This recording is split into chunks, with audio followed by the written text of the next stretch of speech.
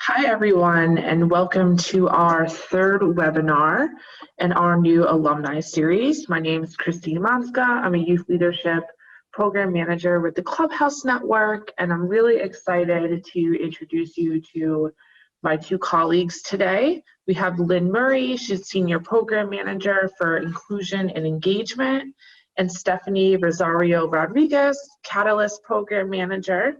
And they are going to kick us off with our webinar titled Microaggressions in the Workplace, Identifying Solutions While Maintaining Well-Being. And before we get started, I also want to point out there's a chat function at the bottom of your taskbar. If you have any technological difficulties, please send us a message here and we will be able to address it. Thank you very much. I'm going to hand it over to Lynn and Stephanie. Thank you. Thank you so much, Christine. Really happy to be here to discuss this topic. Not happy that the topic needs to be discussed, but really glad to have space and time to talk about it. So today we are going to have a few introductions and then discuss what exactly are microaggressions. We're going to take a look at the definition and unpack that a bit.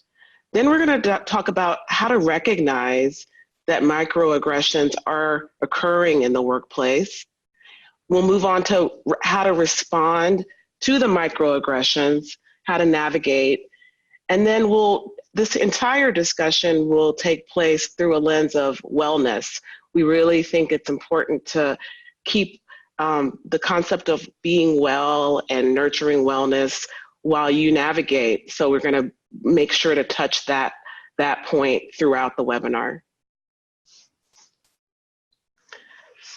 So since I've been doing a little bit of the talking, I'm going to pass it over to my colleague to introduce herself. Hi, my name is Stephanie Rosario Rodriguez, and I am the Catalyst manager here at the Clubhouse Network. I identify as Latina, and my pronouns are she, her, hers. And I am, this is Lynn Murray again. I'm the senior program manager of engagement and inclusion at the Clubhouse Network. I identify as Black, and my pronouns are she, her, and hers. And I did want to share a little bit about why this topic, sort of the personal connection. I definitely have had an experience, many experiences with navigating microaggressions in the workplace. And I think one thing that stands out is the feeling of confusion around what's happening. And I believe that having language, having a name to attach to what is happening, like microaggressions, is helpful and empowering to make you understand that it's something that is occurring and helping you not to internalize it. And so that's why I'm happy we're having the conversation right now. Yeah, I absolutely agree. I think one of the reasons I came into this is because we put so much time and energy kind of trying to foster meaningful relationships with friends and partners, and a key part of all these relationships is communication. So, you know, if you have a really good friend or someone you trust, it's important that you can address and communicate something when it is that they hurt you or they make you feel uncomfortable. But that can be a lot more challenging in professional relationships. So my kind of hope for this is to help people kind of work through those frustrations and those emotions while keeping damage minimal and the professional development going strong. Great. So let's move into the definition of microaggressions, unpack that a bit. So the definition is verbal, behavioral, or environmental indignities or slights, communicates hostile, derogatory, or negative viewpoints, occur in brief instances or on a daily basis, occur intentionally or unintentionally, and often targeted towards a marginalized group. And Steph and I were talking about the definition the other day, and I feel like one part of it that I questioned for a moment was the daily basis component. I thought to myself, do microaggressions actually occur every day?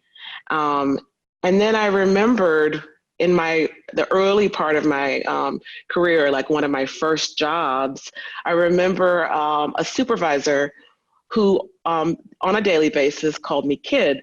He said, how you doing, kid? Or good morning, kid. It's, annoying and inappropriate, but daily. And so, yes, I mean, these are small infractions that can actually happen on a daily basis.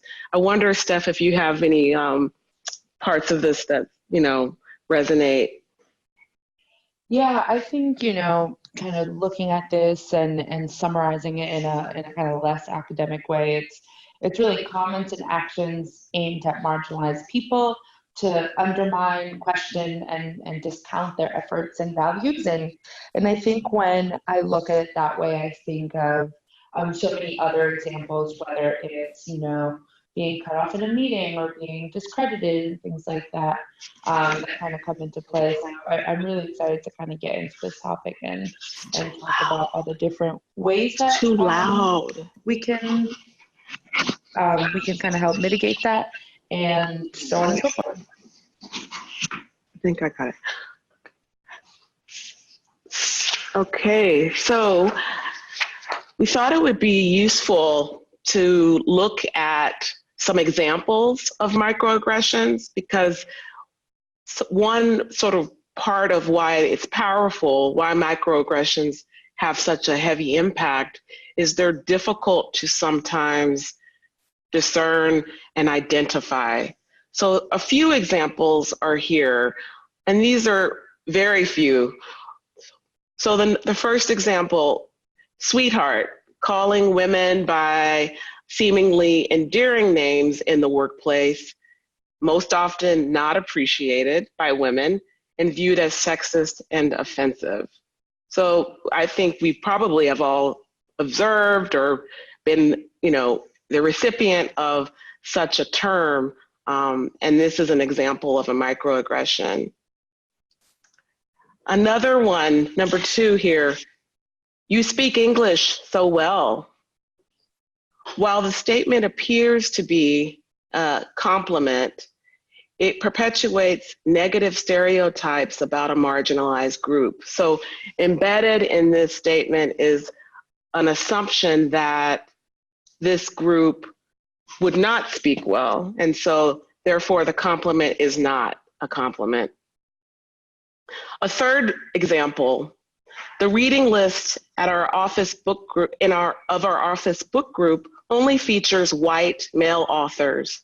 So this is an environmental microaggression, because something in the social or physical environment communicates negative messages to a marginalized group, including lack of representation or exclusion of experience.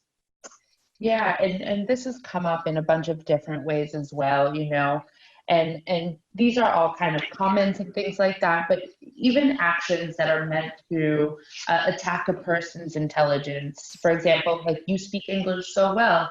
That's actually something that I've gotten before, and I kind of chuckle because it's like, well, I've been in the US for about 25 years, so I would hope that I've mastered the language at least at this point. And also questioning a group's worthiness in society. I've seen also in my kind of experience, people confusing leaders and other individuals as service workers or valet and things like that.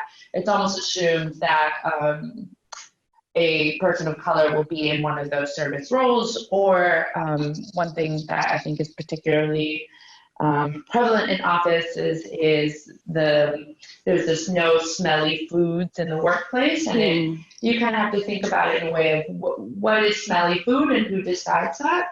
You know, there are some cultures whose cuisine is far more pungent than others. So does that mean we can't have certain types of food, and who gets to decide that? And there's really a lot of different things that we can look into and kind of see this in.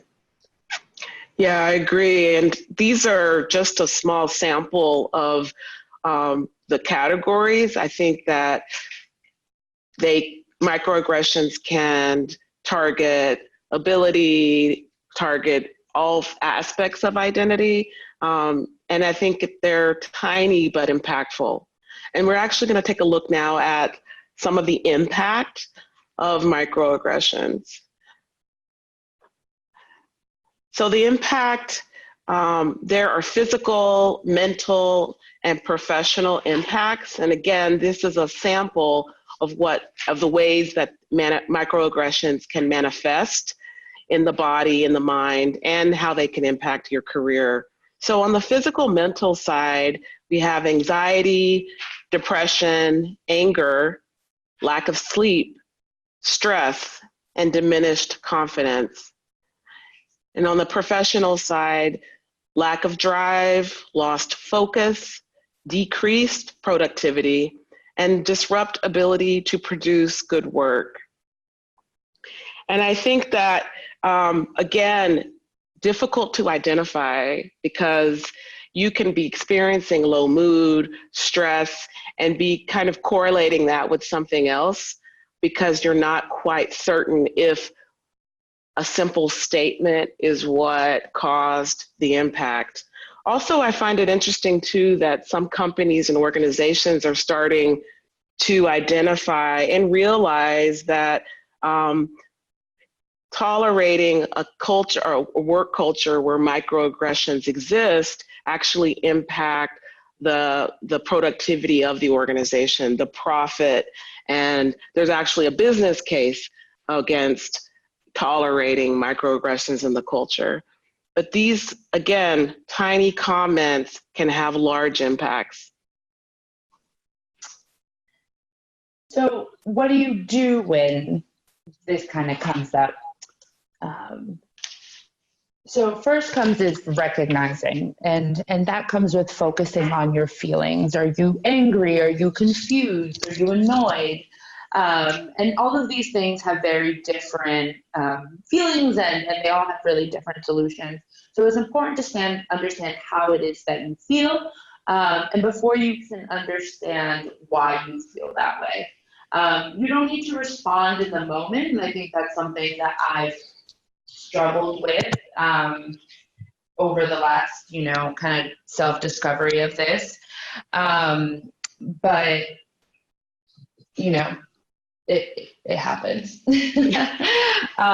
So before you're able to kind of understand what it is, and then you're able to kind of identify where those feelings are coming from.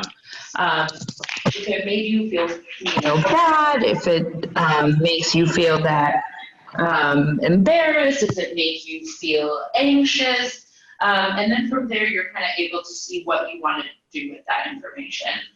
So kind of thinking back at what that individual said, identify what the root cause of the problem is. I remember there was this one time someone approached me and said, they actually pulled my hair and they asked me what my real hair looked like. And at the time I was really confused, but I knew that I didn't like how that came off. And I'm realizing that the reason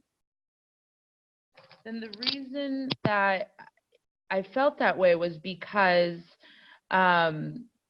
I felt that he was saying that my natural hair is unnatural. So, that made me confused, that made me sad, that made me feel all these things, but I really had to understand why before I was able to address the what. And it's also important to focus on your reaction, because your reaction is the only thing that you can really control in these situations, So it's also important to remember that you can make the ask, and that doesn't necessarily mean the behaviors will change. But and then that puts it back on you to kind of find a way to cope with that stress. But we'll get into more of that later. So pause and focus on your feelings, identify where the feelings are coming from. And if they made you feel bad, definitely feel free to think about all the ways that you can address this. Find colleagues and friends and other people that you can talk to. And this is more than just gossiping. This should actually have the intention of being like a support system in a community that can help you kind of test the waters. You know, I have some of those friends groups where certain things will happen and I'll say like, this is everything I want to say, and they help me kind of work through a more professional version of that. So whether that's people in your office, whether that's people outside of your office, feel free to, I encourage you to find those people and start working on this as a community. I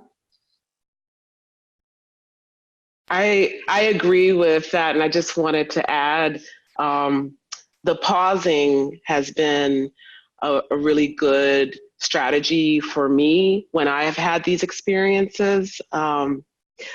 Sometimes leading a conversation, leading with the emotion of the event doesn't serve me well, and I like to take a moment to breathe and to really gather my thoughts so that my response to the person who has presented the microaggression is intentional and strategic.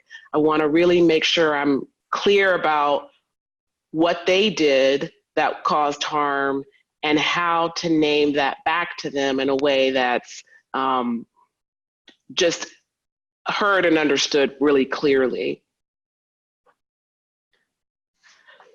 So when we're thinking about responses, sort of connected to what I was just saying, these are recommendations. Take a deep breath, reflect on what you're feeling before responding. I want to say something about that though. Sometimes responding in the moment is appropriate, like that is where you need to say something and when you need to say something.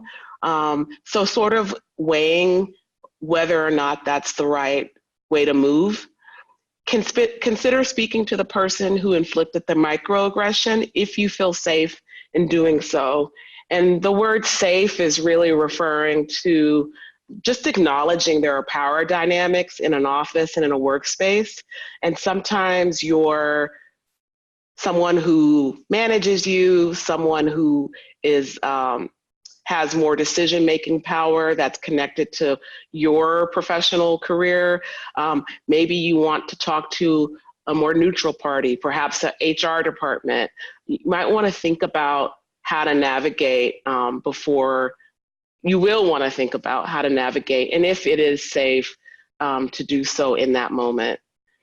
And then we have listed some potential examples of responses. One way you can speak to someone about what happened is sort of, if I was talking to you, Stephanie, I might say, when you said that, it made me feel dismissed. So naming the feeling and connecting it to the behavior that you showed. If it's a stereotype that's being presented, saying, I believe that's a stereotype, and in my experience, I haven't seen that to be true. So just being really matter of fact about calling out what you see and rejecting it, rebuting it in a matter of fact way. I also think this last response, so to speak, is really important. Document your experience. I think documentation is important for a multitude of reasons. So one, you may need to show a record of behavior, and it's really difficult to remember what happened, particularly when things are so small. It's hard to recall when and where and who. So keep a journal, put dates, put names, write down the behavior. I also think it's important to document, or I think it's useful to document for your own process. So there are times when you want to think about, do I want to stay in this position? Do I want to move to a different position? And it's good to have a record of reflection of sort of what the work style is like, what the work environment is like, and is it a match for you? I think it's good also just to get clear, get your head clear by writing. So I really recommend documentation.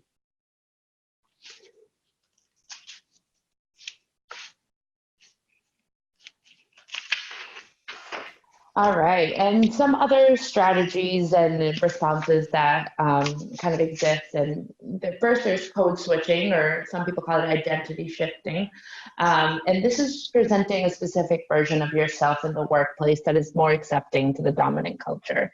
And you know, I think this one really has its benefits, and it has some costs as well. You know, benefits being it becomes much easier for the individual who is code switching to navigate through the dominant spaces and in their own spaces as well.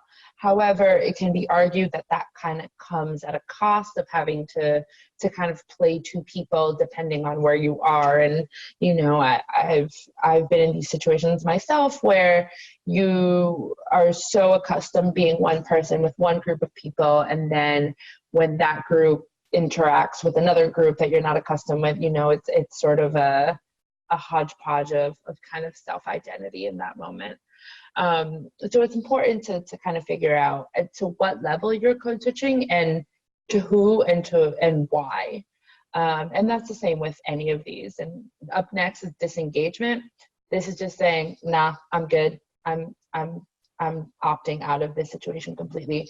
And this one might feel good, you know, in the short term. It's a good in the moment feeling, but over time, the effects are just generally going to be negative. You keep sweeping things under the rug and under the rug and then the rug. Eventually, your rug is going to be filled with trash. And then emotional debriefing, venting, sharing about what happens, colleagues, mentors, families. And this also kind of comes with building an intentional community about this.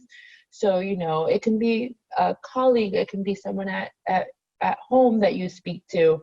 And also, I think one thing that's really important is, and this is something that I will try to ask my friends, it's, do you need advice, or do you need someone to listen to? Because I think those two can be very different. You know, sometimes we just need to let it out and to express all that. And if you do need advice, your mentors and senior people in your organization, and maybe even your colleagues, can help you develop a strategy.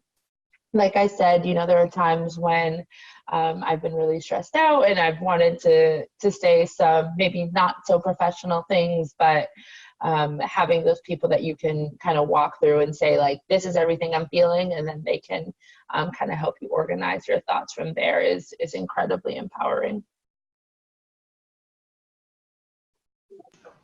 Completely agree. I've also utilized all of those coping mechanisms at some point in an effort to both navigate my career, but also to be well. And so this next slide is really talking, this quote, whenever you do any reading about microaggressions, you're most likely to run across this quote by Dr. Daryl Wing Su, who is a professor of psychology at Columbia University.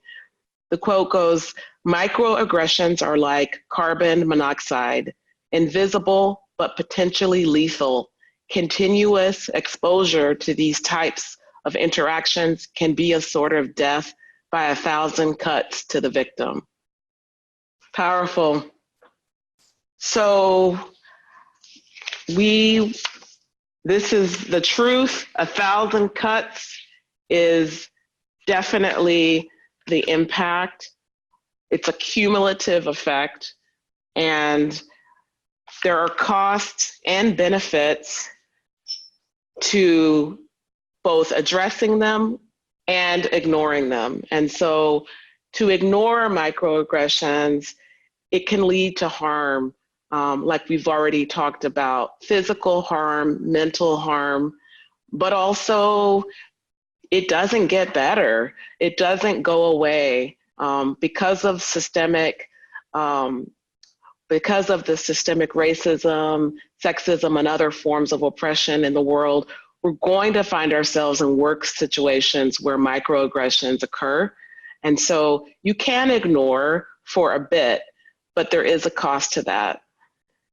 Addressing microaggressions can be difficult considering power dynamics in the workplace. And so again, wanting to acknowledge this isn't easy, but to find a way to navigate, to find a way to find the words, the language, to bring it up and to talk to someone about what's happening. Weigh your options, choose your timing. It doesn't have to be that day or that week. It could be when you have a designated performance evaluation time and your supervisor or your peer is talking about your work experience. It could be at that time. So think about when you want to bring it up. And again, we keep repeating, build a community, find people you trust, find people who have been there, maybe senior people who can give you the advice that can help you. And one thing that's important is to protect and maintain your own well-being. This isn't easy work, you know. It's important to speak up when you feel wronged and find a time that really works for you and really works with your for your colleagues as well. It shouldn't be a conversation that's done in passing in the elevator or on the stairway or things like that. So just keep that in mind. Finding a community of supports, we cannot emphasize this enough, and also identify what triggers you and what inspires you. So really thinking back of, it really bothers me when this happens, whether it's when someone insults your intelligence, whether they interrupt you in a meeting. Try to get to the core of what that is. Because sometimes, you know, it can be like, this person really irks me, but you have to kind of, you can't begin to address the issue unless you know what it is that irks you. Because I think we all know that it's really, really hard to just like change someone at their core, but you can help kind of point out those behaviors that are problematic. And this whole time, you really should be taking care of yourself, you know, getting enough sleep, nourishing yourself with healthy foods. I've heard, you know, someone say trash in, trash out. So if you're consuming all this trash, your body is putting that back out into the world. And I think that's something that's really important. And practicing micro affirmations. So whatever that looks like to you, whether it be you start every day saying that you are intelligent or that you have space in this world and you have value. And sometimes, you know, I'll admit that it seems a little bit silly to say all these things, to remind myself how powerful and how intelligent I am just can feel foreign. And I think that's especially true for women as well, because they're not used to kind of patting themselves on the back, especially in such a public way. And I think this can be really, really important. But all of this is to say is just to be kind to yourself. This is not easy. This is frustrating work, and it's frustrating when you're constantly having to be the one that is trying to fight for your kind of space and defense of your space in an office, in any kind of professional setting, an academic setting, and things like that. But it's up to you to really remember that it's not you, it's the system that's in place, and we're here to kind of help you navigate that system. And can I add something to that is, regardless of the way you choose to move through what's happening, I want to encourage everyone to not add a layer of what I call beat up to yourself, judgment around getting it right or wrong. It shouldn't happen in the first place. And so however you choose to address it, not address it, whatever timing, there's really no right or wrong. There's just you coping, and you deserve and should be proud of yourself for just finding the way to do that. So I think that just wanted to add that around the well-being, because sometimes we can just feel like we have to get it right, and there's just really surviving it and trying to move through it. That's our discussion today. We just want to say thank you and remind each and every one of you that you are powerful and talented, and you've got this. You can do big things in this world, and just figure out how to navigate the best way that you can. We are here. Both Stephanie and I are here. We have our contact information if you want to reach out to us. But the Clubhouse Network alumni community is here as well. So we've listed our Facebook group on the slide. We've got our alumni website page here listed. Connect with us, continue the conversation. This webinar actually was inspired by an alum who reached out about her issues with navigating this very thing. And we said to ourselves, she's not the only one. So make sure to stay tuned to more conversations about how to build your personal and professional life, how to thrive personally and professionally. And now I'll turn it over back to Christine. Hi again, everyone.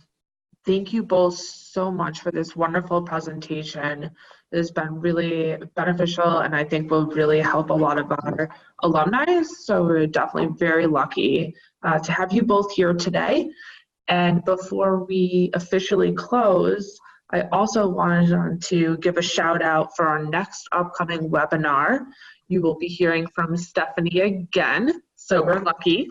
And the title of that one is Being Smart About Your Future, Personal Growth Through Well-Being and Financial Management.